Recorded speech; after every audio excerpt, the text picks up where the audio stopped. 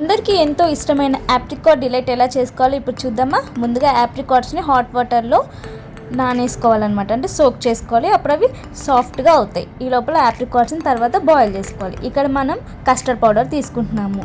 So మీ స్వీట్నెస్కి తగ్గట్టుగా తీసుకోండి custard పౌడర్లో వాటర్ లేకపోతే మిల్క్ యాడ్ చేసుకుని మంచిగా దాన్ని కలుపుకోవాలి. సో దాన్ని మంచిగా మిక్స్ చేసుకున్న తర్వాత మనం ఆప్రికాట్స్ని బాయిల్ చేసుకోవాలి. ఈ లోపల పాలు కూడా బాయిల్ అవుతున్నప్పుడు మనం ఈ కస్టర్డ్ పౌడర్ మిశ్రమాన్ని మొత్తాన్ని పాల్లోకి వేసుకోవాలి.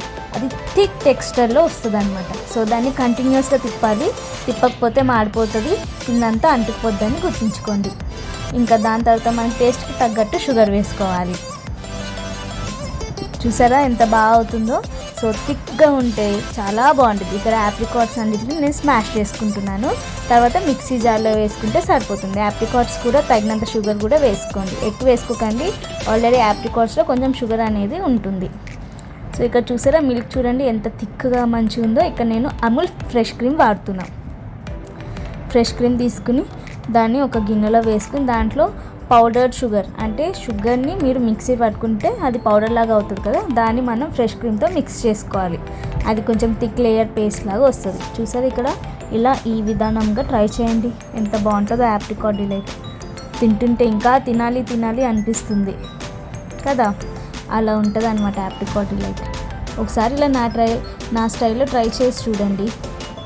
సో ఇప్పుడు మొత్తం అన్నీ ప్రిపేర్ చేసుకున్నాం కదా, అన్నీ కలిపి మనం మంచిగా లేయర్స్ వైజ్ వేయాలన్నమాట. సో ఇక్కడ ఆప్రికాట్స్ కూడా నేను పేస్ట్ చేసుకున్నాను. ఇక్కడ నేను స్పంజ్ కేక్ తీసుకున్నాను. బేకరీలో ఎక్కడైనా సరే దొరికేస్తుంది స్పంజ్ కేక్.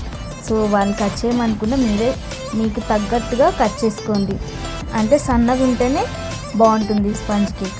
ఎక్కువ లావు ఉంటే అది కొంచెం నానడానికి చాలా టైం పడుతుంది. ఈ ఆప్రికాట్ డిలైట్ని ఒక రోజంతా ఫ్రిడ్జ్లో పెట్టేసి నెక్స్ట్ డే తిని చూడండి ఎంత బాగుంటుందో.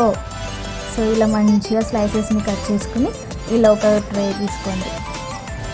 తీసుకుని దాంట్లో ఫస్ట్ లేయర్ ఆప్రికాట్ని సన్నగా వేసుకోండి. దానిపైన ఇప్పుడు స్పంజ్ కేక్ని కూడా నీట్గా వేసుకోండి. చూసారా ఇప్పుడు నేను వీడియోలో ఎలా చూపిస్తున్నానో ఆ విధానంగా చేస్తే సరిపోతుంది. దానిపైన మళ్ళీ ఆప్రికాట్ డిలైట్ వేసుకోండి. చూడ్డానికి ఎంతో ఎమ్మీగా టేస్టీగా ఉంటుంది ఈ ఆప్రికాట్ డిలైట్. సో దీనిపైన కస్టర్డ్ మిశ్రమాన్ని కూడా వేసేసుకుందాం. చూసారా కస్టర్డ్ ఎంత థిక్ అయిందో. దానిపైన fresh cream and powder sugar వేసుకున్నాం కదా, ఆ మిక్చర్ని వేసేసుకోవాలి.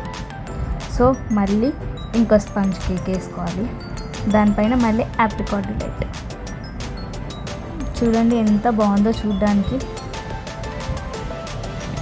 సో ఇలా ఆప్రికాట్ డిలైట్ మొత్తం వేసుకున్న తర్వాత మళ్ళీ కస్టర్డ్,